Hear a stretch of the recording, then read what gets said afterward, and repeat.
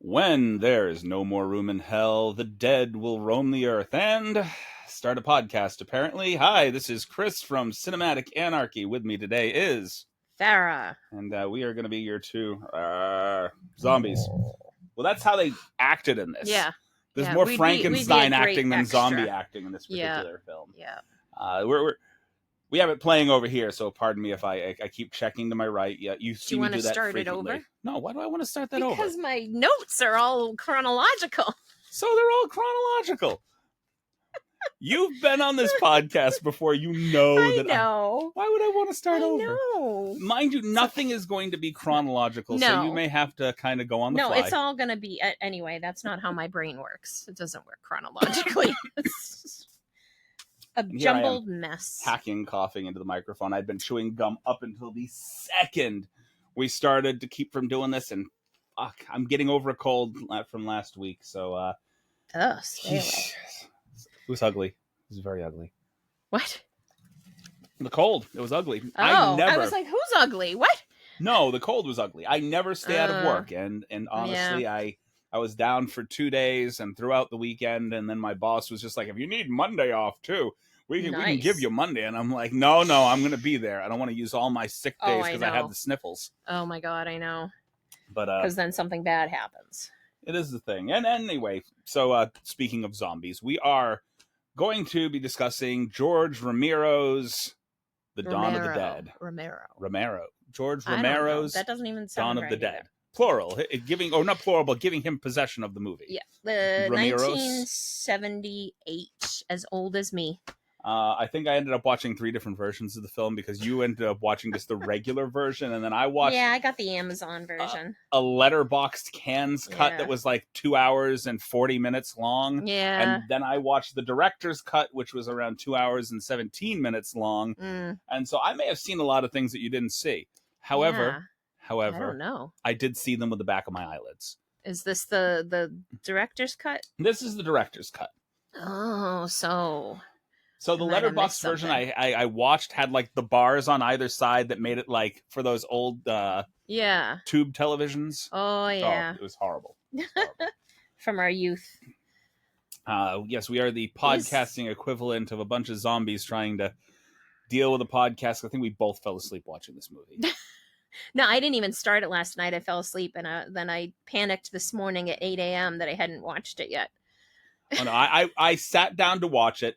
And I think I got through a good portion of the beginning of the film. Like, they had just gotten to the mall, and then I think I passed out because I was way too fucking comfortable, and nobody's here to talk to. Because that's sometimes what I'll do. It's probably good I didn't watch it before I fell asleep, because now I think my life is just too boring, because every time I have a dream, it's a TV show that I just watched, and it, like, puts me in the middle of a...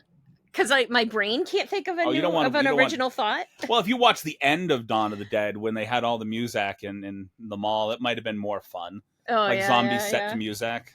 Oh, the bikers. I've had that before, where like you're watching a television show and you pass out watching it, and whatever's happening in the television show somehow invades your dreams. Yeah. That happens to me every night. It's only really acceptable when I'm watching Friends. But I used to have crazy dreams that now I'm just like Hollywood. My subconscious is just like, can't come up with new ideas. Let's just put you in the middle of some TV show. You know what? I was in Severance. We have no more good dreams for you. I had a Severance dream one time, and when I was watching that, just every damn. It's not even your reruns. It's reruns of some other television show. I didn't write it. I'm like, that's very disappointing. You don't get to see your own. I've run out of ideas. Just Severance. But I have had the zombie dream at least once a week since I was a little kid. I've only ever had one recurring dream. Ever. Oh, wow. And it was both morbid and weird at the same time. The devil, in the form of... this is when I was a kid, okay? Oh, okay. The devil in the form of some teenage girl in a friggin' Daredevil costume coaxes me to an island of clown pirates who end up killing my parents. Oh my God. That was the dream that I had. Pirates, I like clown pirates. Basically, my parents were killed in the hull of a shipwrecked pirate. That sounds like a Disney movie. Well, up until the murder. Well, no, killing your parents. That is a total Disney. Pirate clowns killing your parents? Maybe. I think it might have been the product of maybe watching it when I was younger. I don't know. Oh, yeah. That's why I think maybe that started. It was probably around 8, 9, 10 years old, and I started reading Stephen King when I was like 10, 9, 10. So I don't know if it's just, I'm always like, is this a memory of another lifetime? Is this a I mean, it wasn't Bozo the Clown thing that tormented me. I'm telling you that. Oh, good. Or what was the other clown back in the 70s and 80s? Willie Whistle or something? I don't that remember. only talked with whistles. Oh, okay. Yeah. So there was Bozo, which was the really loud one. I think everybody knew. Oh, and then there was Willie Whistle, which I think was more of a local clown that was on like PBS televisions. And neither of them were particularly scary. Captain Kangaroo was fucking frightening. Oh, I've never seen Captain Kangaroo. Go watch Captain Kangaroo. You're Just look up a clip. A lot older than me. Okay. Okay, look up a clip of Captain Kangaroo. You'll see what I mean. He's like a little over a year older. I don't know if you've ever ever watched Mad TV. Stuart. Yeah. He had a Stuart haircut. Oh God. But it was basically a heavy set older man that was kind of like the Captain Crunch Captain without the hat. Oh my God. I've probably seen it, but not seen the show. But well, yeah, I mean, clowns never scared the piss out of me until Pennywise, and then oh no, I don't know. For my 3rd birthday, I was already scared of clowns, and my mother thought she would cure me of that by having a clown birthday party and dressing me as a clown and doing my full makeup at 3. Yeah. I took off out of my party and was sitting on the curb by the highway. Oh, okay. So, guess who's still scared of clowns 40-something years later? I was only ever affected by 3 horror movies growing up, and it was Nightmare on Elm Street, mainly because of the scene where Johnny Depp falls asleep, and then there's the river of blood that comes out of his waterbed after he's dragged up the wall and onto the ceiling. There was the shower scene from Psycho which made me physically nauseous when I saw the fake blood washing down the drain. And here's the thing is that the shower scene from Psycho made me a stinky little kid. Yeah, a lot of people. Because I avoided the shower. Yeah. And it's like, Mom, you're not allowed to shut the door anymore when I'm in here because I want to make sure that I can scream for you in case some guy comes in here. And we didn't have a shower curtain. Oh. Okay, we had the sliding front glass door that was kind of frosted because you couldn't see on the other side of it. But you could still kind of see, though. It's better than a curtain. Right. So there's no reason I should have been that scared of that thing. But those are the ones that affected me when I was younger, and then that slowly fell in love with horror movies. You know how they made that stabbing noise, right? Cantaloupe. What? They stabbed a cantaloupe. I didn't know that. Yeah. That squishing sound. Yeah. Now I'm gonna have trouble eating cantaloupe. Right? I'm surprised more people aren't scared of cantaloupe. Just walking to the produce aisle. You okay, Psycho? There's this one woman I used to always tell this joke. Why did the melons not have a wedding? Because they can't elope. That's the lamest dad joke. All the bad jokes I know, I always remember like that person. Like I don't remember anything else about her, this woman I used to work with. If I periodically hack and cough throughout this entire episode, feel free to talk over my hacking and coughing because I had my Flonase, so I think I'm okay. What's that water? And then of course the miniseries gave me the fear of clowns for a while. Yeah, I didn't watch that much horror when I was a kid, but I read Stephen King, for 30-something years, and I don't know. No, I always had the post-apocalyptic dreams, like a zombie apocalypse, and it was always in like at a fairgrounds or a carnival or amusement park. Zombies never freaked me out. Nothing that had to do with the undead ever freaked me out. It was weird. Just those 3 things, and paired with the fact that my father, my stepfather, he taught me to fight fucking sheep. Okay, so I have always been this dorky little, I'm going to say it, wiry, because I was back then. You remember me when I was 155 pounds and I was this toothpick. I was a toothpick. Yep. And so I was this wiry kid that got picked on a lot because I had a bit of a lisp. You can hear it every once in a while, and I hit my F. I don't really hear it anymore. But you don't hear it much anymore because I've trained myself to not really go hard into the S's anymore. So I keep my tongue back a little bit and whatever. But so I got my ass kicked on a couple of occasions. So my dad was just like, you know what? He goes, no matter. He goes, they're gonna put their fists up when they go high. You go low. Kick them in the dick. Yeah. That was what my stepfather taught me, because he was the same kid growing up. He was wiry. He eventually grew to be about 6'3". All right, I never got past 5'8". See, my son Jacob, his dad, I remember telling him, you just bop him in the nose hard one time, and that's all you need. I had two fighting moves growing up. My two fighting moves were kick him in the dick or keep getting up. Because if you keep getting up every time they knock you down, eventually they're going to get tired of knocking you down, because they want you to stay down there. They don't want to have to keep knocking you down. I just avoided it. Basically, are you satisfied? Are you happy now? Do you feel better about yourself? And they'd hit you again, and you get back up and say the same thing. You satisfied? You happy now? You feel better about yourself? And just keep going at it. Eventually, they're like, oh, you know what? This is not even worth it. You're not worth it, man. That's the go-to bully thing for when they're finally tired of hitting you. The girl bullies are different. But I told you that to tell you this. They kill your self-esteem. Fear of clowns. There's only 2 adults that I've ever kicked in the dick in my entire life. And that was one was a clown at a local thing. He got really close to me, and I don't know what he said, but I screamed and booted him in the balls. we got escorted out of that particular when you circus. were a kid? Yeah, when I was a kid. Oh, okay. This wasn't like last week. I was maybe 9 years old. Oh, yeah, yeah. And then a little older preteen, maybe 12 years old. No. It's all right. It's still alive. Don't worry. We did not knock over the microphone. It's just a slight. Yeah. Oh. I get it. The other one was a doctor. We had this whole thing. It was called Nature Island or whatever. And basically, there's this island in the middle of the Boston Harbor that they bring you out to, and they let the kids do this whole weekend full of nature thing. Oh, that's nice.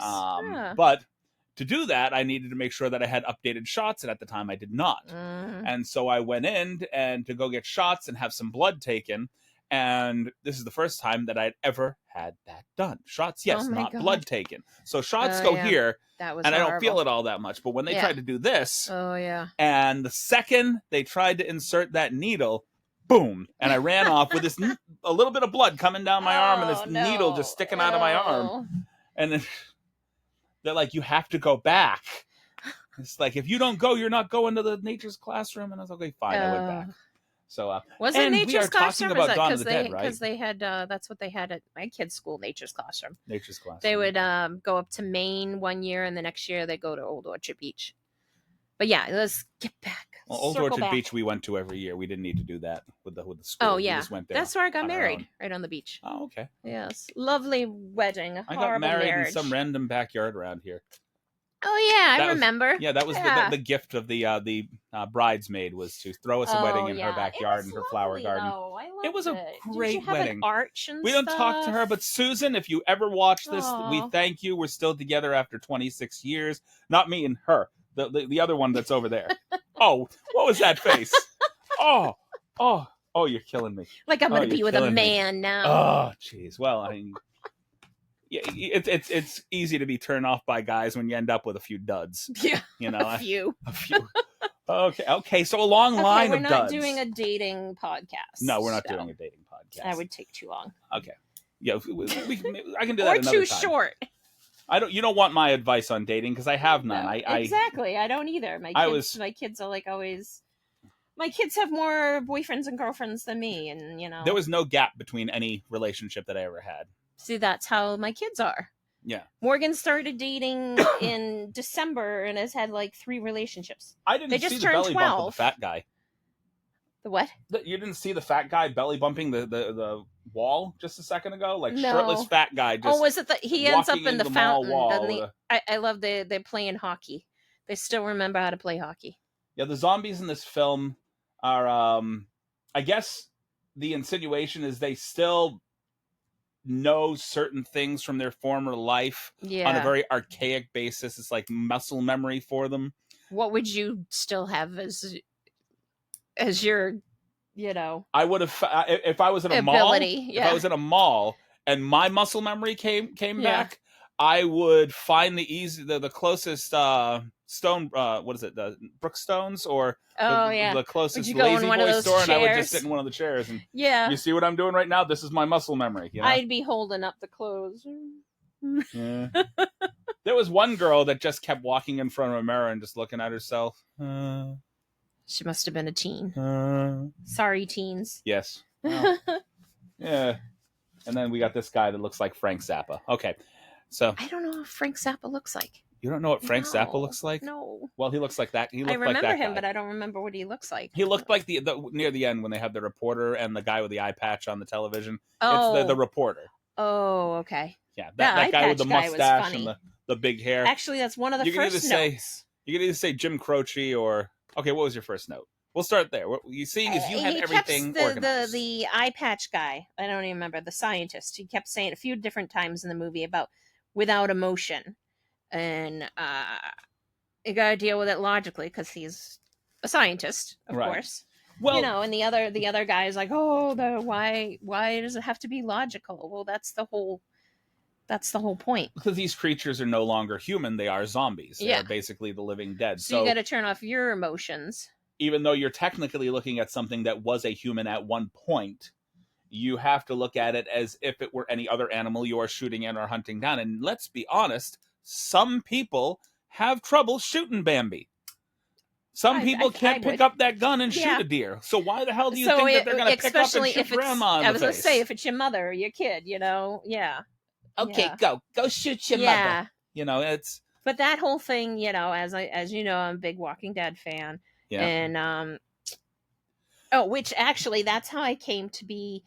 In 2004, I really wanted to see the 2004 Dawn of the Dead. Right. And none of my friends could go or whatever. Not that I had many friends, but... And that was the first movie I ever saw. Oh, sorry. That nervous clicking of your pen will come over everything. I know. I'm... Click, click, click, click, click, click, click, click, click, click. ADHD. Yes, I know. You got to have something to fidget with. I know, right? What was I saying? I don't know. Oh yeah, so I went to the movies by myself. That was the first movie I ever saw by myself, and it was like a Tuesday afternoon, so there wasn't many people.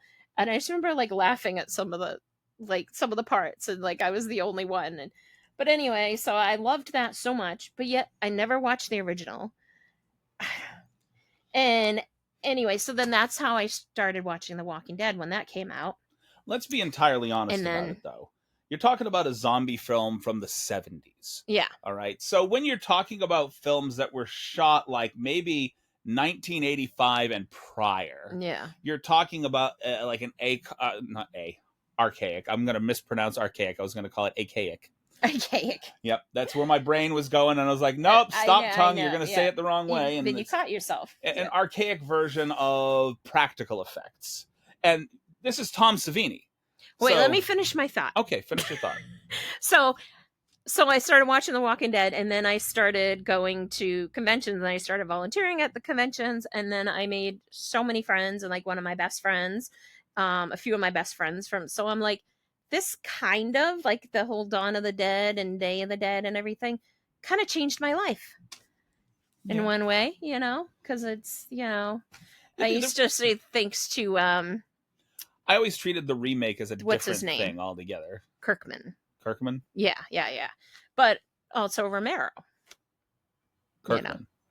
Kirkman? Yeah, Walking Dead. Oh, Walking Dead. Yeah. Sorry. There's a lot of crossover. I am terrible with names. Yeah, me too. I'm like, that's... Get me to sit down and watch a movie that is basically like a foreign film from Japan. Yeah. Or Korea. Or one of those things. And I'm like, I looked at Nico the last time we did one of those. I'm like, you're going to pronounce some of these because I am going to fuck all this up. Every single bit of it. I'm going to fuck every name up. Yeah. And then, you know, if these people ever watch this fucking thing, what was the word we said in the car? And I was like, oh, Qatar, the country. And I said, I think I've only ever seen it written. The QATAR. No, there's no U. No, I said QATAR. Oh, I thought you said QU. No U. Right, but some people pronounce it Qatar, some people pronounce it Qatar. It's all over the place. Oh, okay. I'm not going to pronounce it at all anymore. We're not going to get into. No. Anyway, moving on. No, I mean like pronunciation. We're not going to. Oh, there's so many things you can mispronounce. I mispronounce things all the fucking time. I know. Or then you could just say I made up I made it up. That word. I didn't pronounce it wrong. I just made up a new word. Right? That's how it works, right? No, it's not a mispronunciation. It is an interpretation Yes, on the it's original right. design. Yes. And just fuck you, Chris. So what were you saying before when I was like, let me finish my thought? Like, I have no circle idea back. what I was saying. I was See, just saying this is like an archaic form of because the blood was still that kind of paint-colored blood. And this is early Tom Savini work too. Yeah. So he's like a master of special effects, and he has perfected his work. That's why I was years. surprised it was him, because I'm like, this is not Savini level, and I'm like, they need Nicotero, which he was probably a lot younger than I don't know if he was in the business then. Greg Nicotero. This is also around. He was so nice. I met him a few years ago. This is also around the time where Savini was making like little guest appearances in movies. He still does that. Oh yeah, he does now, but he does that, I believe, if I'm not mistaken, thanks to Quentin Tarantino bringing him back as what was it? Dusk Till Dawn? From Dusk Till Dawn, but I'm trying to remember what his name was in it. Oh, it was something really offensive. What was it? Most of that movie had some offensive stuff. Oh my god, I love that movie so much. But like his whole thing was the cod piece with the six gun, you know? Oh yes, the sequel was horrible. I got to look it up. You're gonna look up Tom. What is Tom Savini's name in From Dusk Till Dawn? IMDb. Right. Well, of course, you can get all that information. Put in a little, I have that over here. A little plug for IMDb. But I didn't actually think to charge my phone. Sex Machine. Sex Machine, right. Well, that's not really all that offensive. No, I was thinking it was more... I'm just thinking that's his nickname for himself. I am Sex Machine, you know. I mean, he's got I am Sex Machine with a dick for a gun, but if you really looked at the gun that he had, it's kind of short for a guy named Sex Machine. The balls were bigger than the actual barrel. It was really short. Oh, yeah. It's like, Tom, for Sex Machine, you should have had not a sawed-off shotgun. You should have had a full barrel. I only remember... Selma Hayek did a lot of shit in bikinis back then. Let me tell you. She played a stripper twice. She probably still could. I have to look it up. She might have played a stripper more than twice. I mean, but it was in Dogma and in From Dusk Till Dawn. Yeah. We'll be honest, I preferred her in Dogma. Oh, yeah, of course. Even though the snake-headed bitch was freaky as hell. I like the guitar without the head, the torso guitar. Oh, God. When they were Tito and Tarantula. The band. I believe that's Tito and Tarantula, if I'm not mistaken. One of my favorite groups. That's a real group? That's a real group, I didn't know. See? They have several songs on the soundtrack. All the time. Soundtrack. See, I've mispronounced the word track into truck. Soundtrack. That's what they deliver the music. Yes, apparently. So I was saying the makeup was really like, sometimes I was just actually laughed out loud. LOL. Well, you said to me, Tom Savini himself said that he made a misstep with the makeup, making it as gray as he did. Because it came off as blue. When the cameras... Because he was used to the black and white of the original of Night of the Living Dead. Yeah, the blood, and you looked up what the blood was made from. It was made from like sugarcane syrup, peanut butter, and food coloring. Ugh. Which I'm like, peanut butter. Well, I'm guessing that's what made it so that it wasn't like... But like this blood looked really, really thin. Like there's, which... I'm guessing they didn't use a ton of peanut butter. Not to be like gross, but like with the diabetes, my blood is thicker when my sugar's high. Okay. It's like it comes out a little thinner. Like it really depends on the gluten. I don't know if that's just me or making it up, but you're giving me information I can't really use any personal experience to process. So and like sometimes it's like that thin, like this blood is just like, look at him, and the guy starts like, he's like, oh, this is the scene when, what's his name? What's the dude's name? Oh, good Lord. The one that I keep referring to is Anthony Head. The guy that looks like Anthony Head. Yeah, I can't stand this guy. Look, there was like a spigot in that zombie's head. He shot him. Okay, this is really weird. Hold on. It was like a fountain. So I went to go in to look at the names of the people in this fucking movie. I got to go outside of it. Because I went in to go look at the names of the people in the fucking movie, and what they did is just named the characters in IMDb. Not named the characters, but named the people that played these characters, and didn't give you the actual name of the character. It just says Dawn of the Dead underneath. What? Which makes no sense to me. No. It's like, that's not what I'm looking for here. I'm looking for the name of the... No. Yeah, that's what it says in IMDb. Go take a look. I looked at it. I was like, I have no idea what's going on here. Oh no, it has their name. Does? Where? Like Stephen, Peter. Like. Oh no, mine just said. Oh, maybe I have to go show you. See what it? See, look, just says Dawn of the Dead. I can't see anything now. Okay. Great. I don't know what I did. Never mind. Anyway, so what was his name in that? I know one was Peter. Roger. Was that Roger? Roger? Roger, Peter. He looks so different. Yeah, that's Roger. So this is Roger. Roger. He looks a little like Ron Howard in this picture. Roger always seemed to want to attract the zombies wherever he went because he's always whooping. Yeah, you know, like quiet the fuck down. At one point, they're like, "Don't use your gun. You'll attract them." Yeah. Well, also like he goes crazy here. He's like he sounds like he sounds like Mario trying to escape a constant enema. No way! You know, just running around. Yeah. But how come they didn't run over any of these zombies? Did they not learn anything from the one in 2004? Well, I mean, they didn't run over any of the zombies because you see, they got their arms out like this. Oh, so that's so they're this kind of spacing. Okay, drive on either side of these arms. Like that's you. It's okay. He did hit one. Okay. Yes. He kind of sideswiped the other one. But mind you, Roger started purposefully hitting zombies shortly before he was almost killed by the female zombie. Yeah. He was avoiding them before. And then he kind of went half nuts after almost getting killed. He did totally go nuts there. And then shortly after he gets the blood on his face, he's like, and this was me last night when I had an edible. I'm like, oh. He got the blood on his face. He looked like he was rubbing it in like a moisturizer. Oh, he went full batshit like. He went off the deep end for all of like the 10 minutes that it took him to get another truck and then have somebody bite his leg and then bite his arm. Yeah. These people's arms are coming off way too easily.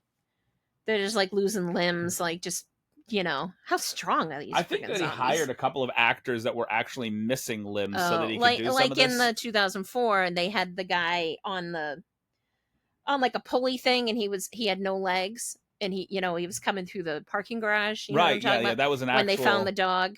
Yeah. Guy with no legs. He was a stuntman. And then, of course, we had the priest with one leg in this. That he actually used that crutch, like, really well, like it was a second leg. that was... I never seen... He, like, replaced his leg with the crutch, not put it under his arm. I guess if you are in a position where you've had to use it all of your life, eventually your brain starts thinking of it as a second leg. Oh yeah, so but I've just never seen that, like, instead of an artificial leg or something. I would love to interview the guy, but he was pretty old in this, so I'm thinking he might not be around anymore. He'd probably be 150. He'd be one of the nope. Chris, we're not going to say anything. Yeah, okay, moving on. I don't know where you were going with that. But okay. You know what? I'm not going to say anything out loud because my brain went to a place that would take us down a conversational hole that I don't want to get into. Yeah. So we're going to move on. What is your next note? Okay. One of the characters, it was like this really stupid guy, like almost an extra, and he said they were going to head to an island, and they said, what island? And he said, any of the islands. And I thought of the 2004, the ending. And that would be where I would go. I'd get on a boat. I wouldn't go up in the air. Yeah, but here's the thing. Is that it does not matter. It does not matter basically by zombie lore anywhere. Once this world has gone to, the dead are rising, you essentially are already infected, whether you are bit or not. This is before they started providing a lot of deep explanation. So this is still like second film George Romero, before they started providing like deep explanation as to because each thing has like The Walking Dead, it's everybody was infected. No matter how you die, you turn. This they each have their own zombie rules, right? Just the special at this point that getting bit turns you into a zombie, or did we just find this out with this guy? I think they said it after. Because I don't think that they had even established the zombie rules. Is it Steven or whatever? He says that he saw people bit, and it was no more than 3 days that they lived. Well, that was Peter. That was Peter. No, Steven, the other guy. Yeah, I think it was him. Okay. And he said he had seen them because he was military, right? Yes. So I can't even imagine them living 3 days. But that was after Roger got bit. I'm just trying to remember. I think they actually have this mixed up. It says Peter was played by Ken Foree. which is this guy. Oh. So the one we're talking about. Oh, who and was then I Steven was played by David the guy that was basically Flyboy, the one that you said kind of looked like we were Hugh calling Laurie. Him Flyboy, yeah. Oh my God, he looked like a young Hugh that was Laurie. yeah. I said, could you imagine House in a zombie apocalypse? And then I told you this guy, the other guy, kind of looked like Anthony Head. He uses cane for knocking them out, Right. Yeah, Anthony Head, either Hugh Laurie or Dan Stevens. And Ken kind of reminded me. I thought Tony Todd at first. Oh, he reminded me a bit of Tony Todd, okay. like a young Tony Todd. Yeah. Okay. I think I met him. Did I meet him? The one from Candyman? Yeah. Yeah, I met him. Yeah. I don't remember much because I've never seen Candyman. Francine is the only one that we're not really talking about right now. Oh, that was my next thing, yeah. Or one of my next things. Francine was at first always seemed to just want to get away from whatever's going on there. Oh yeah, like to the point that she would be. She thought that Steven was finally dead.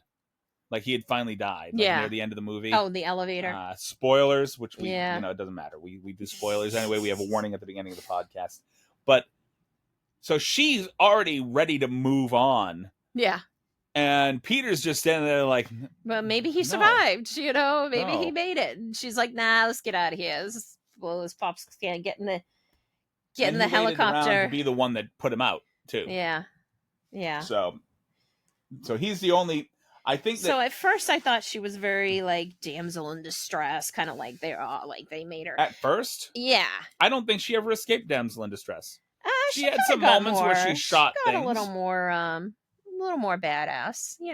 She learned how to fly the helicopter.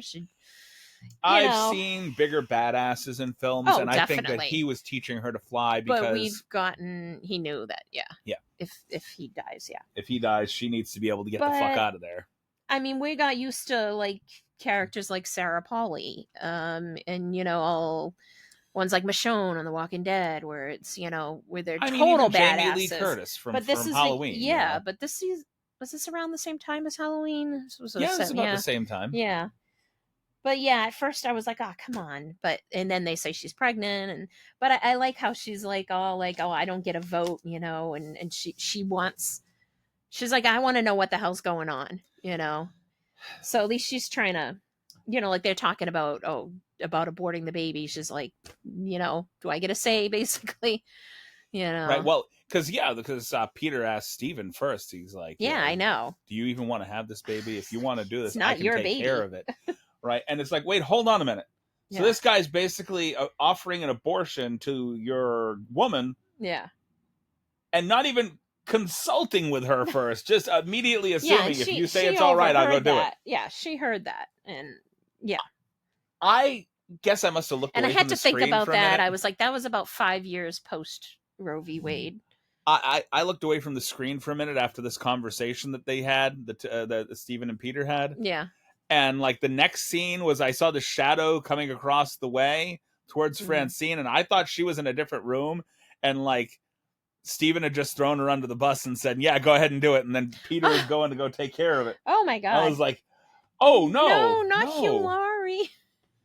So when I saw that the Brown Derby still existed back in the 70s there. Have you ever been to the Brown Derby? No, I've heard of it. It was a good restaurant way back then. I love the little wheelbarrow. I have never seen a green wheelbarrow though in my life. That's also a very weird wheelbarrow. Like that's the kind of wheelbarrow that would cause you all sorts of back problems. Yeah. That's more the kind you see as decorative that people just plant the flowers in. I thought it was like a kid's wheelbarrow. Yeah, like it is a very it's not good for wheeling around, people that have been bitten. It's definitely squat into the ground. Yeah. So I had a lot of problems with this film. Not that I didn't like it. I think it was good for what it was, but there were moments where I guess the music that they play in the mall took me like right out of it. The music. Because it was such goofy music. And even I thought it was a little weird that they go into the gun shop and there's like this African safari music with like tribal African chanters in there. Yeah, and I'm just sitting here like, some of this feels like mildly racist. And do they have like gun stores like that in Pittsburgh? I mean, I don't know how, and I was thinking how that was one of the other things I wrote. We don't really have gun stores around here. I mean, you could probably get hunting rifles at some of the Mind you, I only grew up around the malls that we had up here. Yeah, that's why I don't think there was thought, any hunting stores in the mall when I was growing up. What if the shit hit the fan? I don't know a way to get a gun in the apocalypse. Not in Massachusetts. I'd love to look that up at some point. When was the last, or where is the last gun store in a mall? Where do they have gun stores in malls? When you get below the certain Mason-Dixon line or something, yeah, then they're everywhere. Yeah. I lived in Alabama. As a kid, no, there were no gun stores in the malls down in Georgia when I was down there. None of them. Maybe not in the malls. We didn't even have malls in Alabama. We had some outdoor malls, but strip malls. Well, no, they had these they were nice. It was like a mall, but the entrances were all to the outside, but it wasn't like a strip. So like an outlet mall. Yeah, almost. Yeah. Kind of like they have the Kittery Trading Post area. Yeah, they didn't have. I don't know if they do now. I mean, this was in the 90s, early 90s that I lived there. I mean, they had some outlet malls down in Georgia too. They have them all over the place, really. Yeah.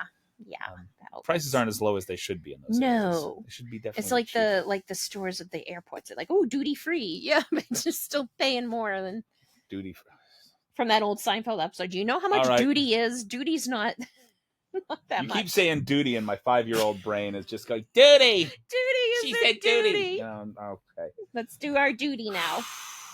I gotta stop. One thing that Fran says. Okay. Like you said, she always wanted to get out of this. She always wanted to get away. Was it the scene where she was like... She says it's a prison here, too, the mall, like where they wanted to stay at the mall. You're seeing this whole place as if it were wrapped in gold, but it's a prison here, too. Yeah. Oh, yeah. You got the. Yeah, I remember that. All I wrote down. That was one of the lines that was one of the lines that I remembered that she said. Then. Oh, and I read too that Romero asked her at one point to scream, and she said she didn't want the character to come across as too weak, so she wouldn't do it. And then he didn't ask her again. So if you notice, she doesn't scream. I did notice. That's good. There's one bit of nudity in this entire film, and it was the weirdest nudity. Her shaded boob. It was like in a shadow. No, it was you could see everything. Maybe it was my TV. You could still see but it was but it was just shadow. They were just sitting. Maybe it was in the director's cut because I don't know. Oh, maybe it was in. There was a scene. I want to say it was shortly where they were in bed. Yeah, and it was shortly after the previous scene, which I had mentioned was mildly racist. It was the 70s, a different time, you can say. But like where they stop in the middle of everything was more overt. So that Stephen and Francine can have a dressed up dinner while Peter serves them. Yes, of course. You know? Well, they're the happy couple. And he doesn't even get to fucking eat with them. He has to go and drink over the grave of his friend. But right after that... I feel bad I didn't even think of that.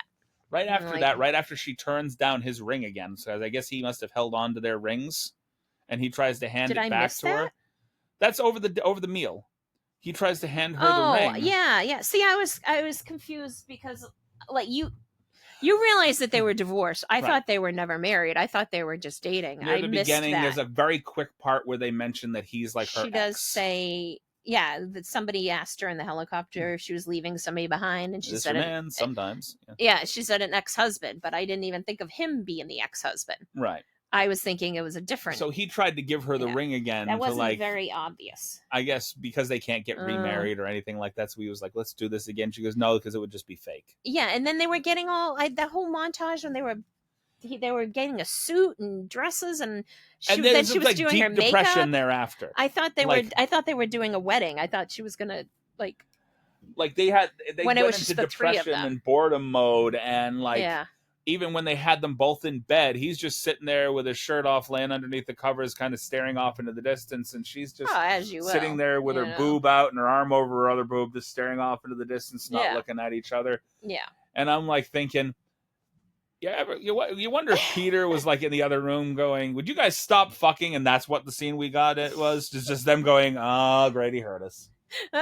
They're not bored. They're just like they got caught in the middle of the act. Future. How is she gonna?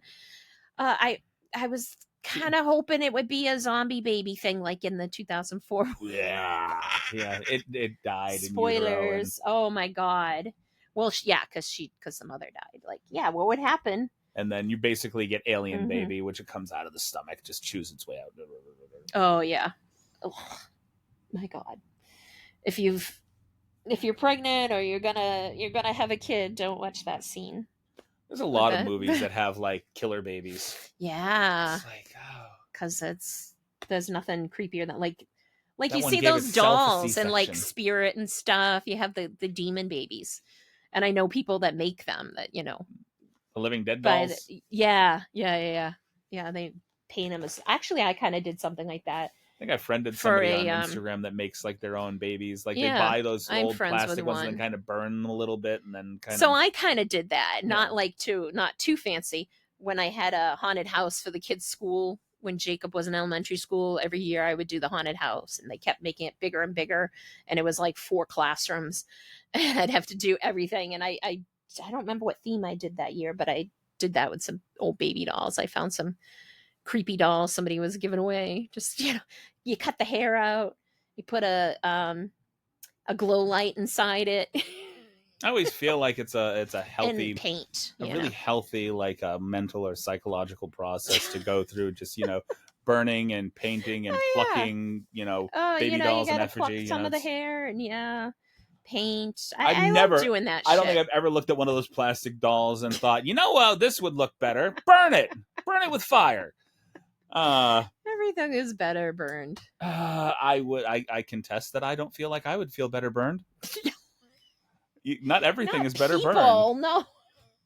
Just plastic baby dolls. I'm just like, I love like the special effects and stuff. I was, of all the celebrities, not big celebrities, but all the people I've met, my favorite was Greg Nicotero, and he charged almost nothing for an autograph, and he talked to me for a few minutes, and and I had said that I had wanted to be a props master in college. That's one of the things I did. I was a theater and English, whatever, and I said, but then I had kids, and I can't move to California. And he says, go to Georgia, like Atlanta and stuff. It's the Hollywood of the South now.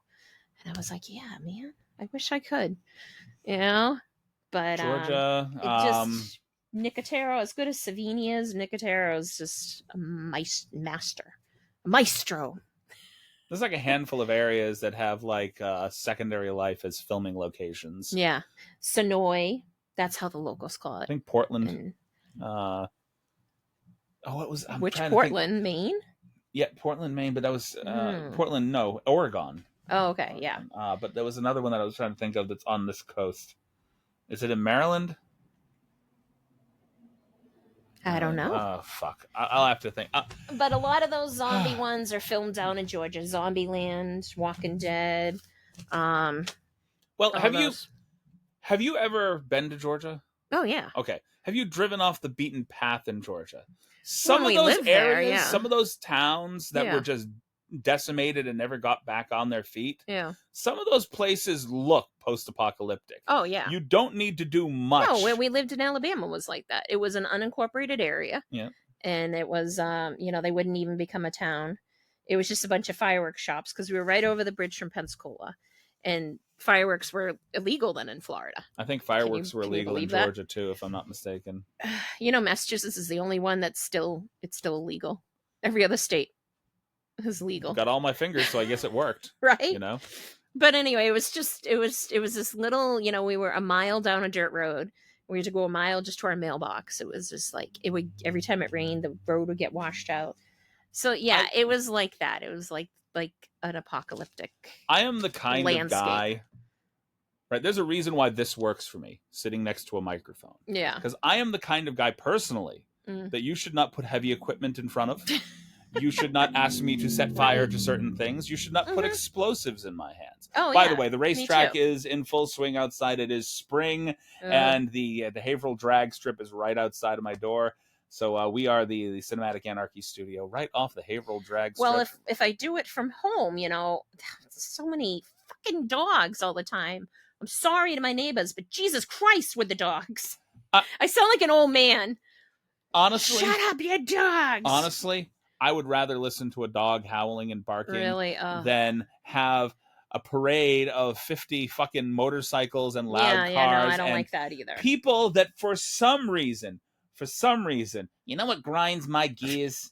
For some fucking reason, feel that they have to have the bass on whatever the fuck they're listening to. Didn't we do that though? That it shakes my windows as they're driving by, and for another half mile as they go down the street. Nobody cares what you're listening to. But we did that. Didn't you do that? I was in plenty of cars where everything was rattling. I did not do that in areas like this. No, I did that at the beach. Nah, we didn't give a shit. Not people I was in the car with. Yeah. I did that at the beach. I didn't go around like this area. Oh, no, they did. When you're a teen, I know having two teens. Danvers then. Okay. Yeah. That area I can understand. Mind you, me growing up, I didn't grow up here. Oh, I didn't grow up in the city area. Yeah. I grew up in a more suburban kind of area. So Danvers is very suburb. You've been through the area where I lived. I believe. Georgetown is a lot more almost rural. Yeah. But what was I saying? I have no idea. It's your thought process. I can't read your mind. I know. Why not? Why not? Idea. I'm not good at it. I do this to my friends. I'll like start in the middle of a sentence and they're like, what are you talking about? I'm like, you couldn't hear the conversation that I had in my head before I said it out loud? Ask the woman that's over here in the other room. If I could read her mind, I'd sleep on the couch less. Yeah, no, that's a woman thing. How did I fuck up? Can't you tell? No, I have no idea. Right? You need to tell me. Communicate. Right? Say something. Oh my God. Oh my fucking neck. Okay. Oh. Yeah, my couch is not the most comfortable thing in the entire world. I apologize. No, it's because I'm leaning over. It's life. It's age. That's what does it. The kid already wants to go to the chiropractor. I'm like, you're 12. Don't be popping things this early. No, but they Okay. So let's get back into Dawn of the Dead. That's what we were doing. Me and you and ADHD, we both have it, and we can't keep on a subject, which is why this kind of works a little bit.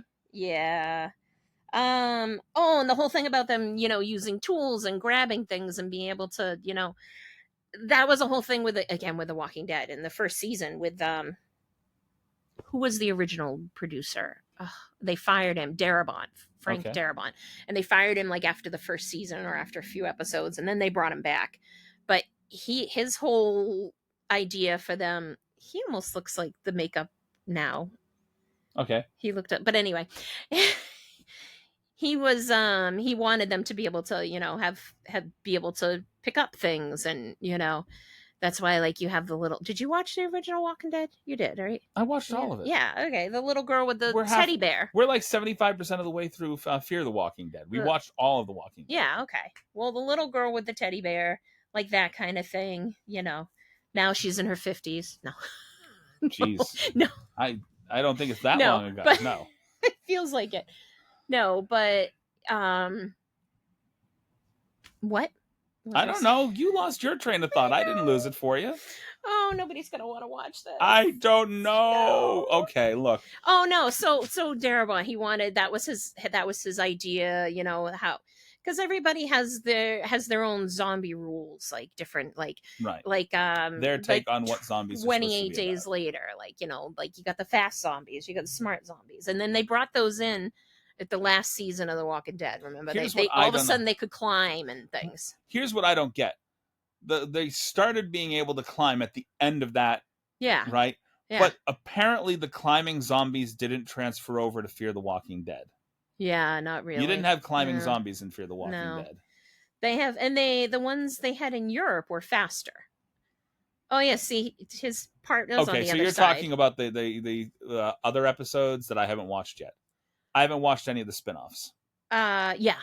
Daryl and Carol. Yeah, they have different, they have different variants on all the shows. They end up like breaking off, like you do with viruses. Daryl, this is my friend Carol. This is my other friend Carol. Anyway. Oh yeah, no, I don't think the young people would get that. Young reference. People aren't going to get. No, they're not going to get Newhart jokes. No, I don't know. Old Bob I Newhart barely jokes. Remember that. But I remember for the children watching. If you've ever watched Big Bang Theory, Bob Newhart plays Mr. What is it? The Professor Proton. Yeah. In Big Bang Theory, and he actually had a show in the early '80s called The Newhart Show. He had a few shows, and that had a group of guys, and they were three brothers, and one brother was the one that always talked for him, and he kept saying, "Hi, I'm Daryl. This is my brother Daryl, and this is another brother Daryl." I remember my dad loving those characters, and I was young then. When was it Penny's and not J.C. Penney's? What? The store. I have no idea. I didn't even see that out of the corner of my eye. No, I know. I saw it one of the first time I was watching it. Do you think maybe Penny's and J.C. Penney's were two different things? No, it's probably the same because it's spelled P-E-N-N-E-Y. Maybe somebody named J.C. bought out Penny's and it became Penny's, and then J.C. keeps bankrupting them. Well, it's like how T.J. Maxx and that. I don't know. I'm not gonna get into Was that. it just Max at one point, and then all of a sudden T.J. decided, you know what, I want to buy that, and now it's T.J. Maxx?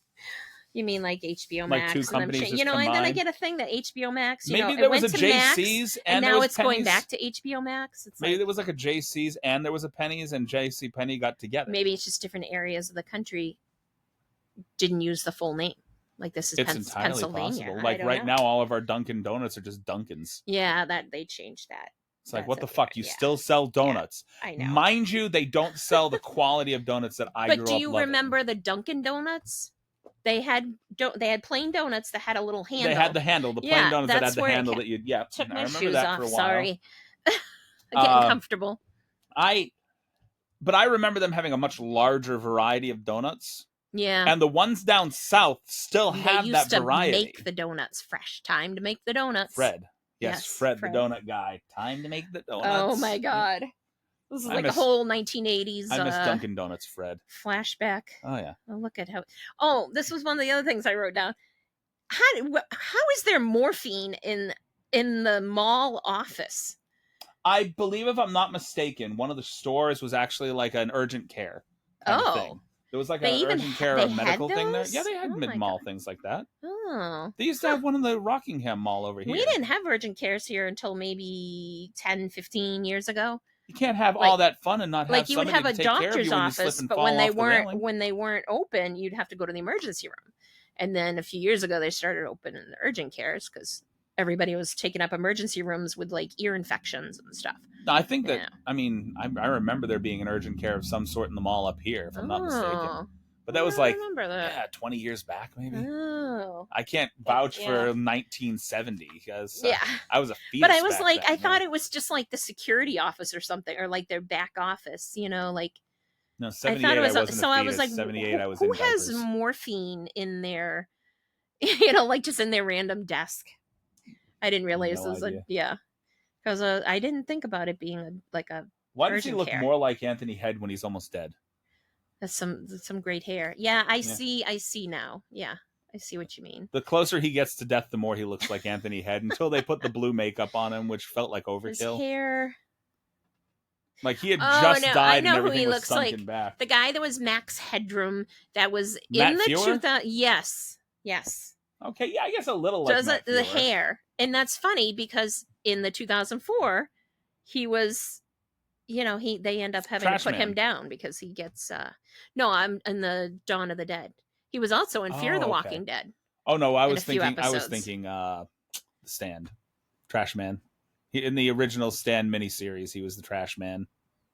The one that was taken on, I think, in the newer series was done The Stand? Oh, Stand. The Stand. Stephen King's The Stand. No, Stephen King's The Stand. I had trouble watching this guy right here, the guy with the eye patch, the guy that was basically saying that you have to kill these people with like no emotion. I had a little trouble watching him because he was like the spitting image of this like wrestler that had like an eye patch as well. Oh, I was just like, I was waiting for him to just get aggravated with the Jim Croce wannabe across the way from him and just pick him up and suplex him. Did you watch The Last of Us? No. Oh, well, the first episode, it's like a show like that. And they're talking about, about the fungus and how this, how that could happen. And it just reminded me a lot of this, when the guy is interviewing the scientist, I don't know why I said scientist in quotes. I've seen a lot of different versions of zombie movies. Like there's a lot of weird takes on the zombie And there's movies. always the expert that's always like, no, this is what we have to do. That nobody wants to listen to. He's the expert, but nobody wants to listen to him. And everybody gets really mad at him. It's like, well, they were the ones. No, we want to do what we want to do. Now you're all dead. Well, see, you should have listened to me. They're the Anthony Fauci of the zombie world. Pretty much. People are still mad at him, which is ridiculous. People we gotta wear mad masks and get vaccines and wash our hands. No. Yeah, no. I'm not gonna go down that political road with you right now. No. Mm-mm. All right. What I want to say is, this is the only political thing that I'm going to say during the podcast. You got this side, and you got this side, and the biggest problem between this side and this side is the fact that both sides are fucking angry, angry, to the point that there is no way to get back to this middle space here. Yeah. So they say one point this movie, they're like, it's not like Democrats versus Republicans. Like, this is like a war. And that's wait a minute. Democrats versus Republicans are basically a war right now. I know. Well, this is the zombie apocalypse is the great equalizer. You know, everybody's the. In this case, it wouldn't be Democrats versus Republicans, though. I don't like that insinuation that it's not like. No, that's what one of them. I can't remember which one of them said that. This would be like them talking humans versus a fucking alien race, because this is a completely different race altogether. Oh yeah. That I can't remember who said that, but when he's dying, when he turned like that, he looked so much like Hugh Laurie. It's not even funny. I'm like, where's his cane? The guy that played Steven, which he was a comedian in Britain, and I didn't know that. Hugh Laurie? Yeah. Oh my! Have you ever seen any of his stuff? I mean, I didn't know that till after House. A little bit of Fry and Laurie. Oh my god! No, I gotta watch that. Like, I gotta watch some of their stuff. There's very few people I know personally. I don't know who you are with British comedy. Yeah, I like it. British comedy can be a little dry sometimes. Which I like that. But I loved Monty Python. My kids loved Monty Python. My dad loved Monty Python, and they've been advertising, Holy Grail is on like one of the services. I don't want to name the services. Netflix. You can't say it. I can say that if I want to. It's not like I'm bad-mouthing them. No. Okay, this is like the end of the movie, and you can tell that they're a bad shot. This is what I was talking about. They're trying to shoot the mannequins. Flyboy went to Stormtrooper College for learning how to shoot. Mm-hmm. Right? He's been just shooting everything but what he's supposed to be shooting the entire film. Then you get the bikers in there, and they're like, oh, they've survived so long. Yeah, but they're not hitting anything. They survived for as long as they did, because it's not just 3 guys or 4 guys. It's an entire But none of them are shooting at the heads. And then because killing them is not what they thought was fun. The zombies are slow. They're hitting them in the face with pies. I know. This is why I'm saying it went into off a the rails. Yeah, like became a totally different movie when the bikers showed up. Spraying them with seltzer. I'm like, are you trying to emulate Clown Benny bikers. Hill or something? Yeah. What is going on? Okay, kids. I was like, what is Hold on. Children, I've made another old person reference.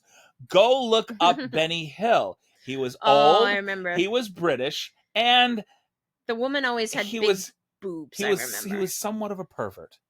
That's all I remember. Maybe because I was obsessed. There with was boobs. a lot of sexual jokes about him running after women that were scantily dressed and really liking boobs. And they're just running circles. I think even if they've never seen that, they've seen references in Family Guy. He was early, and they do that a lot in Family Guy. Early British National Lampoon. Yeah. Basically. Yeah. He was like, what would you do if you took Monty Python and made all of their jokes boob jokes? Yeah. That's basically what that was. As a boob-obsessed young person, I liked it. But also as a young budding feminist, I'm like, this is horrible. But how horrible? But, as a young adult male growing up, I know that he was making boob jokes, but I don't think that I was paying attention to them because all my brain was doing is boobs. Yeah. Because I was I know. prepubescent teen, just boobs on the TV. Oh, like I'd be any better now.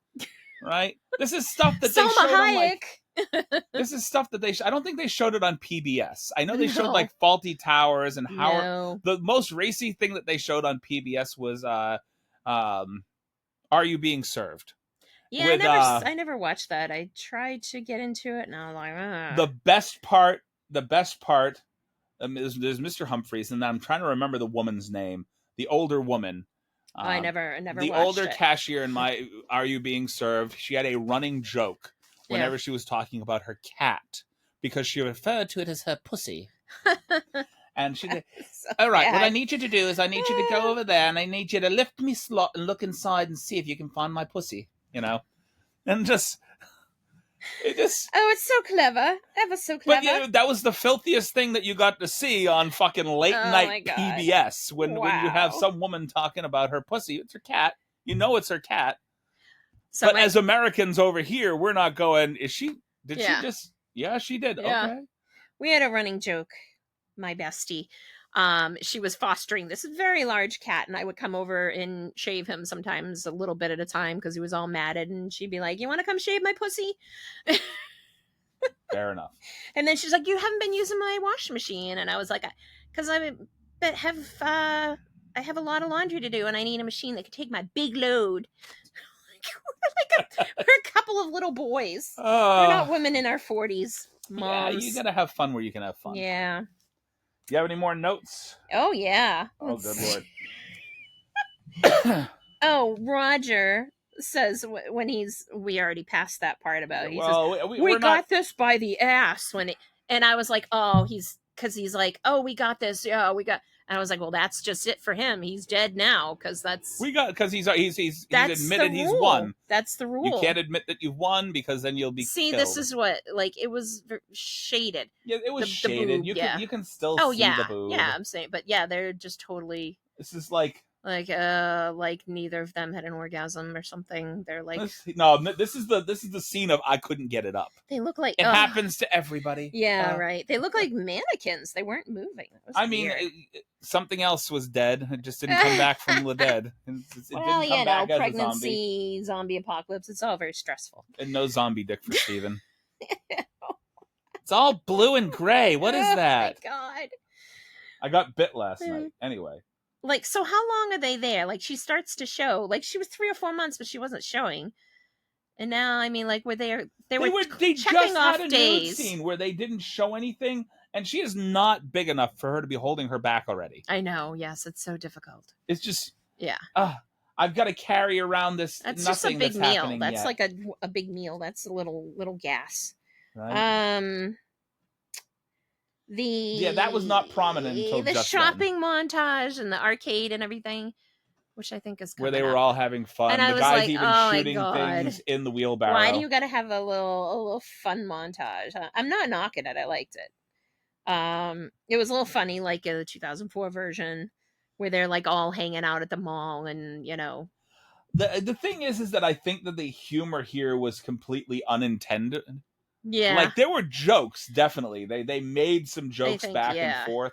Like, I had mentioned the obvious dick joke that you missed, where was it Steven comes up, he goes, look at my loaf, look how big this is. And then Peter comes up next to him and he goes, mine's a lot bigger. I don't know how I missed that. I'm very disappointed in my perverted mind. It was an obvious big black dick joke. All I was thinking about was bread. I was like, oh, that's a big loaf of bread. Like they're making BBC jokes right over here. Look at this. If it was a sausage, it would have. They had to have baked that especially for that scene, because that was a fucking huge loaf of bread. I've never seen a loaf of bread that big. That bread was almost as tall as he was, and he was the tallest guy in the damn movie. You could have put that next to Roger, and he would have gone like, why is that bread taller than me? Talk about a clown. She goes like crazy. I don't know if that was clown makeup. That looks more like she was going for like Marilyn Monroe. Oh, that's not Marilyn. That's not a Marilyn Monroe look. That's like but she even does a little fake, like an old time burlesque kind of thing. Yeah. I think that's part of her face. That little mole is part of her face. No, she drew that on. Did she? Yeah, I thought I saw her draw. Am I wrong? Did I not see that mole on her face throughout most of this movie? Oh, maybe. I thought I saw her draw it on. I remember doing that as a kid, practicing with makeup, and I wanted to be like Madonna, and you draw the little mole. Like, my sisters did that to me a couple times. Drew a mole on you? No, put makeup on me. Do you remember, it seems like a lot of women during the pandemic, like experimenting with makeup. Everybody was doing the TikToks when they weren't making bread. No, you didn't experiment with makeup. No. Yeah, I just, not as much as some, but like, you try to have a normal, people were just trying to fill the time. I experimented with alcohol. I never got into the bread making, but I did buy an air fryer, but that was, I was good. I didn't adopt a puppy. I didn't have a baby. I just got an air fryer. If we get another close-up, look for the mole for me. Because, like, I swear to God she had the mole the entire time. Maybe. She's setting the dinner table right now. Yes, so fancy. And I was thinking, wouldn't they eventually run out of food there? How much damn food did they have?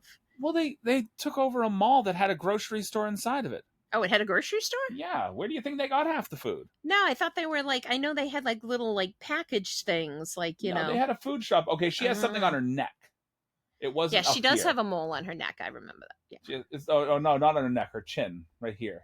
It wasn't up here. It was down here. It's a moving mole. So she painted out one mole and put another mole on her cheek. She covered up one. Oh yeah, well you so gotta have it in the right was spot. Kind of a Marilyn Monroe thing. You're right, but that was a lot of makeup for Marilyn Monroe. Yeah. Did she do anything in color? Like, was that her actual makeup in real life? To make her Marilyn Monroe? Yeah. I have no idea. You act like I'm from the 50s. I have no idea. You've seen movies? I've seen movies. Didn't she die before we were born? I have no idea. No, I haven't really seen any of her movies. Okay. She wasn't in as many movies back. She didn't have... She's died when things were still black and white. I don't think she died anything in Technicolor. It's all the days of yore. You still want to go through your notes? Yeah, I'm getting towards the end. We've gone over some of the stuff already, like the morphine, the shopping. Well, we're all over the place. What's his name? Not Steven. Steven? Peter? I keep forgetting their names. Well, he said his father was a priest in Trinidad, and he said that that when there's no more room in hell, that was a voodoo saying. I don't know if that's true. Room in hell, the dead will walk the earth. I don't know if that's true. I can look up the origins of the saying, but I don't want to do it while we're on the podcast because I really hate looking things up on my phone. And then I'll get into a whole thing and I'll be reading my whole thing is diving headlong into a podcast or a movie I may have watched just 10 minutes before the podcast started with all of the preparedness and research of nothing. Yeah, that's exactly. My thing. Exactly. That's I'm like, I could have Googled this stuff, but are you prepared? Fuck no. Drinking and smoking in pregnancy, and then I'm like, I gotta cut her some slack, just a little stressful time. My mother smoked while she was pregnant with me. Yeah, like, and then I'm thinking, was it really that rampant in the 70s? What, wasn't that like the racist guy from the beginning of the movie? What? I'm sorry. No, I think it was. No, that looks like the racist guy from the beginning of the movie. You just see a fat guy with a mustache. You think is the same? All fat guys with mustaches look the same to me. I look like that guy. It's a different guy because it was a different camera angle. He just doesn't have my beard. No. I don't think it was the same guy. Okay. All these white guys look the same. Sorry. Well, I think my mother smoked when she was pregnant with me. Really? Yep, that's all the brain damage is about, I mean, a lot of my family, they did, but it was just because my parents never smoked.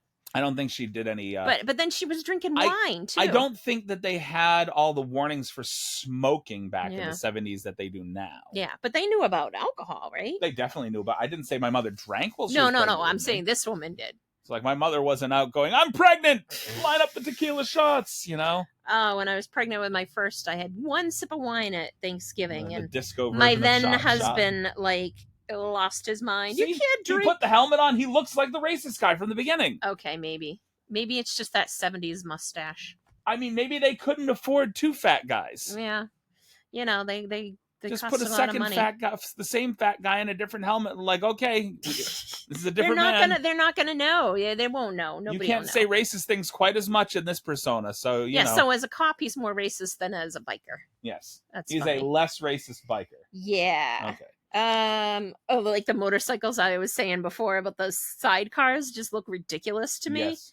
Like I said, I think a tough Hell's Angel or the sidecar on a biker's bike is like biker divorce. It's like, honey, you're not allowed on the back anymore. Get over there. Yeah.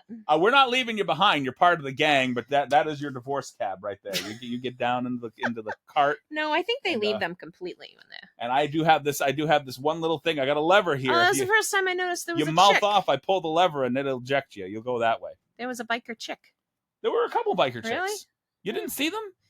Yeah, there were like your TV is a lot bigger than mine. Five. There's several of them that have their old ladies on the back. Oh. And one guy has a Tommy gun for some reason. And I was also thinking, they got the van. They got a few of them in the van. How much it must suck that you're in the biker gang and you're in the come up with a Tommy gun at the gun store in Pittsburgh, apparently. I have no idea. Tommy gun. That was what it was. Maybe they had it on the shelf for years. It was just for you know, a collectible. Maybe this guy came over from like some old gangster film. He's like, look, I brought this prop. Right? Okay, get over. It was save some money on props. I was playing Capone in the other movie, and now I'm biker number 3. Fuck. Like I told you, the rednecks at the beginning, it was like there was actual like hunters and stuff in the area, and the National Guard, and they all came out to be in the movie, to be extras. Ooh, that's an idea right there. 1930s mobster film, but with zombies. Yes. The biker gang, like when they're taking over the mall and they're taking jewelry and like cash and clothes and like scarves. I'm like, what the hell? So they're basically doing the what they do it now too, which is like the crisis version of looting. Yeah. So that basically what their thing is, society's going to get back to a point where money's going to fucking mean something, because even the good guys rob the bank. Look, we got the It's the whole reason why Flyboy Hugh Laurie wannabe in this when starts shooting people. We stole that first, it's ours, and he starts shooting at people and gives away the fact that they're in the mall. But I'm like, jewelry, like when they're ripping jewelry off of people. That's why I was not terribly broken up about Steven like dying, like because he was a fucking idiot. Yeah, money means fucking nothing here. Yeah. Okay. You are in a zombie apocalypse. You're not going to pay anybody off to fucking stop the zombie apocalypse. Yeah. So you robbing the bank is a pointless action right now. But like you said, well, it might be just a wish fulfillment. Like, wouldn't you just love to just go in and rob a bank with no repercussions? I think it's two things. I'm gonna make another comment here. So we have the movie playing off to the side, which is why our focus is no longer looking here; it's over here. And there's this guy that looks like what you would imagine Ben Stiller would look like if he had a handlebar mustache and long hippie hair tied back. Tom Savini? No. This is a different guy. This is the guy that walks around with the oversized sledgehammer. The guy that walks around with an oversized sledgehammer, swinging it around as if it were a foam bat. Oh my God! He put no acting into that whatsoever. Because if that were a legitimate, if it was a legitimate sledgehammer, he would have made it look like he had a little bit of difficulty swinging it, because he is a Ben Stiller type stick. He looks like Ben Stiller as a hippie. Yeah, he does. I get it. And you just see him like throwing this thing around. Oh my God! Right. And everybody else that gets hit by it has to act like they just got hit by a truck. Oh, yeah. But he is swinging it like it is a golf club. It makes no sense. I love it. Like none at all. But there's another chick. Yep, there's another. I'm not entirely sure that's a woman, afro. Actually. I am not entirely sure that's a woman. I know, let's not assume.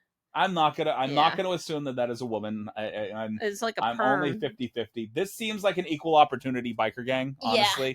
Like everybody's in it. You got hippies, they look like blue geeks, aliens. They're shooting the. Oh, there's kids. You've got the racist Mexican with the fucking Mexican hat from what looks like a. You didn't see the Mexican guy that has the big sombrero that looks like it comes from some like cheesy restaurant. Yeah, like he just was working at the Casa something. He worked at the Casa something. Yeah. And they're like, put on this hat. No, it's part of the job. No, we'll pay you $5 extra. Okay. Yeah. Yeah, that's just really. It's really. It's an equal opportunity biker gang. It's like a village people biker gang. Pretty much, except for I don't see anybody that would strip down to BDSM gear in this. Do they still have walkies that big? Yes, they do. Oh. Oh, it must be a military This thing. is like old school. What do they call them? Satcom the ones that work off satellites. Yeah, where it's like a satellite phone, but before they had very military. Even still, those are really big, like military. I'm disappointed they didn't have any deaths in the fountain, like they not like they threw Tom Savini in the fountain. Oh yeah. They shot him and he fell off and into the fountain. That was the end of Tom Savini. I want a really violent, like in the 2004, just Well, the 2004 one took liberty. Yeah, it took liberties with the original storyline. And there was what I didn't like until the biker gang showed up. It was just the like four of them, right? Was it? And then 3. And like the other, the newer movie, they And had then they had Steven a had, lot of people, which is good because then there's a lot more that you can kill off. It's like the whole Walking Dead thing. Like, let's introduce more characters so we have some to kill off. they needed more dialogue, more storyline. And here's the Yeah. funny thing is that they had more people to deal with, Yeah. but the movie was shorter. If I'm not mistaken, the newer one was a lot shorter than this one. Yeah. Yeah. Well, they'd bring in a group of them and then they'd kill them off. But you need some collateral damage. You got to have some extra characters that people don't really care about. Yeah. So moving on to the end game here. Oh yeah. What? Wait, do I have any more? You want to do more notes? No, wait. What do you have left? What else? You got something the music. left? We talked about the music. Yes, it's we so did. crazy. Yeah, about the bikers not shooting the heads. The blood pressure machine. Why did the guy? Oh my god, that was one of the most hilarious parts of the entire film. That was the guy with the Mexican hat. Oh, was it? That was the guy with the hat. He really wanted to test his blood pressure. He wanted to test his blood pressure. He's like, "What are you doing? Stop playing around. We got people shooting at us, right?" Yeah. And then as the zombies were closing in, he's like, "I'm getting my blood pressure before I die." But does he not realize that traps you? No, I think he knew he was going to die anywhere. He's like, fine, if I'm going to fucking die anyway, I want to know what my blood pressure is. Over 100. And it says over. Yeah. I'm like, well, yeah, he's dead. Yeah. I'm like, no, it's not over 100. It's 0. They're making a lot of, I don't know. See, they're stealing all this jewelry from this one zombie, the poor girl. What's the point in stealing the jewelry, though, if you're just going to rip it off and break it? Well, you got the good gemstones, you don't want to get bitten, You get the gemstones. The pies in the face. I was like, what am I watching now? Oh my god. I don't understand this at all. This is where random. I was thinking you could have that Benny Hill music playing in the background. Yeah. Because it just went off the rails. The ending of the film was just the least serious. These guys don't take any of it. They're like, it's like a joke to them. It's just the bikers, yeah. The bikers. And they were you gotta make your own fun, They were technically run off by 2 guys, one that died, and the other guy that was up above just kind of taking them out one by one, took out Tom and then Savini. They're like, oh, let's run.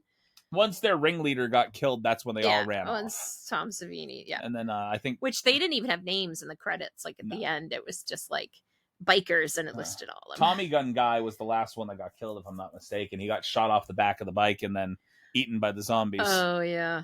Yeah. So, I don't know. You prefer the newer one to this? Oh yeah, like I gave this like a 6. So I'm like, am I just spoiled from, watching all these zombie things over the last 20 something years?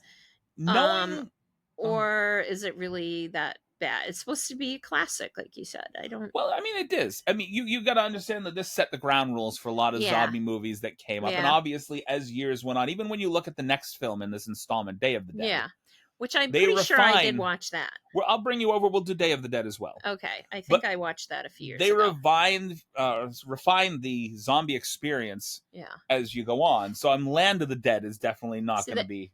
They're taking clothes. He starts to take a suit, shirt, and tie, and then he throws it back. Like, I don't want a suit. Right. It's more fun. They're throwing the money up in the air. They're having the good old time. Right. Mind you, all this stuff is back in its drawers and everything, and he's like, I stole this first. You didn't technically steal anything because you left the money where it was. Yeah. It was all still in the drawers, so whatever's there is not stuff you stole. Oh, You're like, no, I want that too. One guy with look a fucking at that big battle axe. Yeah, I didn't see the battle axe the first time I didn't miss that too. Yeah. So me personally, knowing, what would you choose for a different, like a unique weapon, like a battle axe? What would I would definitely have a machete. I love a machete. I love a good machete. What would I use? Yeah. I'm not going to use a Tommy gun. I'll tell you that much. Right. A bayonet would be really good. I mean, I'm going to be entirely honest with you. As a guy that's watched a lot of these films, I'm not picking up a single weapon that puts me face to face with a zombie. I am going to do things. If I have to have something, I might have a machete at my side if something gets close enough for that. Yeah, but sometimes they just come up and you don't even have time to I never got the crossbow. That's time consuming, and they have to be at a distance, I would personally, I would have a a rifle for faraway shots. Yeah. And if something were to get up close to me, I would like to have a holster on my my hip that had a pneumatic nail gun. Oh, that's a good idea. That wouldn't kill a zombie, though, would it? I mean, it depends upon the size of the nails you're using, I guess. I've thought about this way too much. What weapon you would go for, you know? Depends. Yeah. Get creative. Make sure you have something that... See, he's got the machete now. Yeah, he has the machete. Which always reminds me of Danny Trejo. This machete. This is him this doing is a good one. His special effects, like the machete in the skull. The beginning of the movie when they blow somebody's head off, that surprised me because I wasn't expecting that of like an older movie like this. So yeah, I mean, but then they kind of limited it. And now it's just all the abdomen shots. It's all the squibs. It's not a lot of. I like exploding heads. That sounds horrible. With all the a mace. This person has a mace, or is that a medieval mace or Morning Star? Is that what they call the one with the chain? Mace is the one that has just the ball on the end, right? I don't know what a Morning Star is. I only know. I think the Morning Star is the one with the chain. Oh. And then it wasn't the guy with the blood pressure. Wasn't the Mexican guy? I might be completely incorrect about this. If the Morning Star is the one with the chain, or if is that the mace? Which one is it? If you tell me, comments below, because I have absolutely no idea which one is which right now. But you're not live anyway, so we'll look it up after. So personally, I would give this that guy based off of what I know about the movie, about this basically setting the precedent for several things, I would probably give it about a 7 to a 7.5. As zombie movies go, I was not disappointed. IMDb had like it as a 7.8 or something. Even though I managed to pass out last night trying to watch it and had to watch the end this morning off of a disc that surprised me. I told you, this is the weirdest DVD that I've ever had. I've never had a DVD where you had to flip it over like a record to watch the second half of the movie. Like I've had like VHS cassettes where you had to use 2 discs or 2 tapes for the same thing. Yeah, I've had those. But that is the first. Or the ones where you have the director's cut on one side and the theatrical cut on the other. But right, but it was an hour and a half of the movie on the front end. They couldn't fit 2.5 hours on one side. And then the other hour and 15 minutes was on the back side. This was a DVD? It was a DVD, yeah. So I thought they had more I'm even spoiled by Blu-rays that can fit like a 4-hour movie. This makes me want to do one of those rooms where you break things. Right. Yeah, my friends and I wanted to do that for a while. So is there anything else that bothered you about the movie? Everything. No. Everything? No. Are you going to go over your notes to find other things that bothered you about the movie? Probably. This is why I took notes this morning. I'm just trying to figure. I mean, we've rated it. I didn't know if there's anything else you wanted to say about this weird film other than you know. You gonna? No, I think I'm good. Do you do your whole casting, like what you would if you would recast it? Oh, I mean, I was thinking there's already been a sequel. There's already been a recasting. Yeah, but I personally would love to do exactly what we've been talking about. I would take Steve and I would bring in Hugh Laurie to be Steve, and I would take Roger and I would bring in Anthony Head to be Roger. Yeah, and I would take it, and I would put together like a troupe of comedians, right? Yeah. I would put together a troupe of comedians and tell them that they had to play the entire thing seriously. Yeah. Okay, here's the thing. You guys, I want you to be comedians in a world which is absolutely dead serious, and you're not allowed to treat this like comedy at all. You're not allowed. I think that would be absolutely hilarious. And just edit it as comedy? Right? Like the Tom Savini role? Because a lot of comedic actors can play serious, so you wouldn't want to... The Tom Savini biker role, I'd put Ben Stiller in that role. I would. The overweight cop, I would tell Jonah Hill to put the weight back on. As one of them. I want Jonah Hill to put the weight back on and be the overweight racist cop. If you couldn't have Hugh Laurie, wouldn't Jason Bateman be excellent? Jason Bateman might work pretty well for that. There's some other people that I feel like that would work well in that role. You know who else might work well in that role? Steve Carell. Yeah. Steve Carell would work pretty decent in that role. Yeah. And so yeah, I mean, I don't know how I would change the movie. I just think I would love to take this film as it is. Yeah. Recast it and do a shot-by-shot imitation of this film with the same crappy effects, the full director's cut. or some good effects. No, I want the crappy effects and everything. I want to bring Tom Savini and say, Tom, I want you to do whatever you did in that movie. All the cheesy effects. Forget everything you've learned over 40 years in the industry. 40 to 50 he years looks the same as, you know. Right, like as a 20-something-year-old guy, he looks the same as an almost 70-year-old guy. He looked like he was in his 40s or 50s then. He looks like and Steve looks like the guy that birthed Hugh Laurie. He really does. Like he looks like a young Hugh Laurie. He really does. Yeah. I know. I was almost going to look it up. I'm like, they got to be related. Well, I want to. Could be Dan Stevens too, but he's British. I'm gonna wrap it up. Oh no! Let's keep talking. I want to thank everybody for sitting down to listen to us today, watch us, depending upon where you wanted to do this whole thing. Yeah. And you can find our podcast on Spotify, Good Pods, pretty much anywhere where you can find your favorite podcasts. You can also watch us on YouTube because we are trying to put out a video with this every single time, even though, as you can see, the video is not the best because I don't have great lighting. I don't have anybody with the knowledge of good lighting, and my camera is at best a cheap little fucking thing from Logitech. It's the lighting. We look so much prettier in person. It's a Logitech really. Camera. That's the best that I could get right now. This is not a professional studio. No. And I want to thank Farah, my own personal Faye Belcher. Don't tell people. Linda Belcher? All right. No? Okay. No. Thank you again. And as our good friend Nico would say, drink some water, you thirsty bitches. Cheers.